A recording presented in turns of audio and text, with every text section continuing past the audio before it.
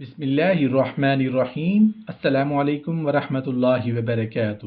رسول اللہ صلی اللہ علیہ وآلہ وسلم نے ارشاد فرمایا، حضرت ابن عباس رضی اللہ عنہ کی روایت ہے کہ نبی کریم صلی اللہ علیہ وآلہ وسلم نے ارشاد فرمایا، تم میں سے جو شخص راتوں کو محنت کرنے سے یعنی تہجد کے اہتمام سے عاجز ہو اور بخل کی وجہ سے مال بھی خرچ نہ کیا جاتا ہو یعنی نفلی صدقات وغیرہ، اور بزدلی کی وجہ سے جہاد میں شرکت نہ کر سکتا ہو تو اسے چاہیے کہ اللہ کا ذکر کثرت سے کرے۔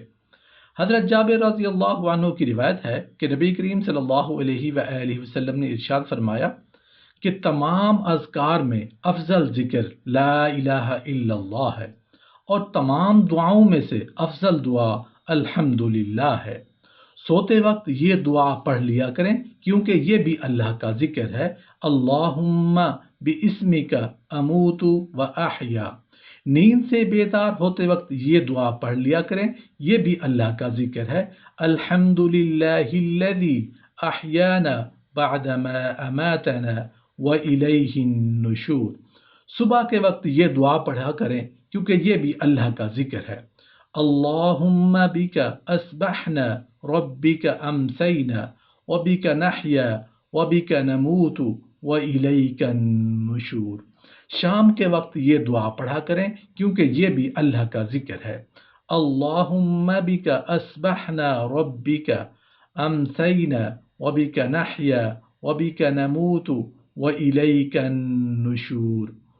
کسی کے یہاں دعوت ہو تو کھانا کھا کر یہ دعا پڑھا کریں کیونکہ یہ بھی اللہ کا ذکر ہے، اللہم بارک لہم فیما رزقتنی واغفر لہم وارحمہم۔ کسی کو رخصت کرتے وقت یہ دعا پڑھا کریں کیونکہ یہ بھی اللہ کا ذکر ہے، استودع اللہ دینک وامانتک وخواتیم اعمالک۔ گھر میں داخل ہوتے وقت یہ دعا پڑھا کریں کیونکہ یہ بھی اللہ کا ذکر ہے، اللہم انی اسألک خیر المولج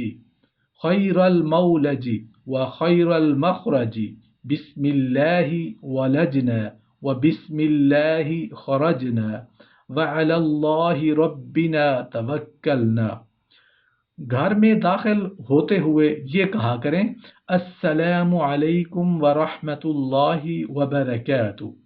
گھر سے جب نکلیں تو یہ دعا پڑھا کریں کیونکہ یہ بھی اللہ کا ذکر ہے، بسم اللہ خرجنا وعلی ربنا توکلنا۔